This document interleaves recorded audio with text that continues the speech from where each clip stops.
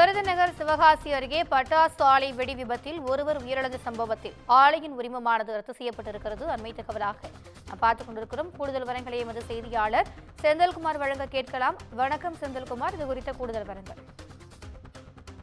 அதாவது விருதுநகர் மாவட்டம் சிவகாசி அருகே உள்ள கிச்சநாயக்கன்பட்டி பகுதியில் ரமேஷ் என்பவருக்கு சொந்தமான பட்டாசு ஆலை செயல்பட்டு வருகிறது.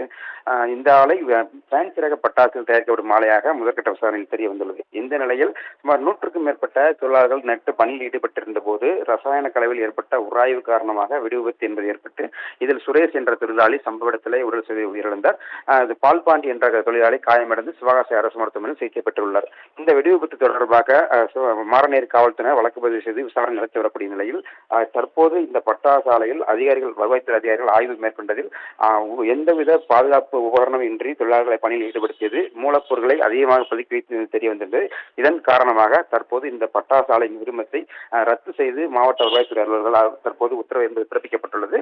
தொடர்ந்து விருதுநகர் மாவட்டத்தை பொறுத்தவரை பட்டாசு விபத்துகள் தடுக்க பல்வேறு நடவடிக்கைகள் என்பது எடுக்கப்பட்டிருக்கூடிய நிலையில் தொடர்ந்து வரும் பட்டாசு விபத்துகளை தடுக்க மாவட்ட நிர்வாகம் உரிய நடவடிக்கை எடுக்க வேண்டும் எனவும் தீபாவளி அன்று அந்த தலைமை நேரங்களில் கண்காணிக்கப்படும் கூடுதலாக இதே போல ஒவ்வொரு மாதமும் கண்காணிக்கப்பட வேண்டும் என்ற கோரிக்கை சமூக ஆர்வலர்கள் முன்வைக்கின்றனர்.